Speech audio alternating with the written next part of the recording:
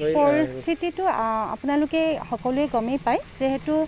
আমাৰ দেশত এতিয়া কৰোনাৰ সেকেন্ড ৱেভে সম্পূৰ্ণ জোকাৰি গৈছে গতিকে এইফালৰ পৰা আমাৰ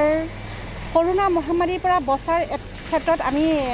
এটাই আমাৰ উপায় আছে আমি প্ৰত্যেকই সজাগ হ'ব লাগিব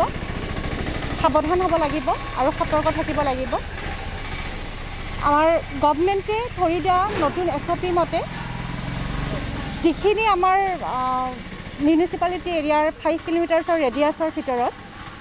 যিখিনি দোকান পোহাৰ আছে সেইখিনি আমি 11টা বজাতে বন্ধ কৰাই দিছোঁ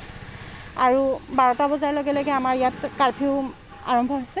আৰু ৰুৰেল এৰিয়াত আগৰ SOP মতে 2টা বজাত দোকান পোহাৰ বন্ধ হৈছে আৰু 6টা বজাৰ পৰা কাৰফিউ হৈছে যেহেতু ইয়াতে কোভিডত আপোনালোকে গম পাইছে যে মৃত্যুৰ সংখ্যা বাঢ়ি গৈছে আৰু দাহৰ ক্ষেত্ৰতো অলপ অসুবিধা আহি পৰিছে গাঁৱৰ মানুহ ৰাইজৰ মানুহে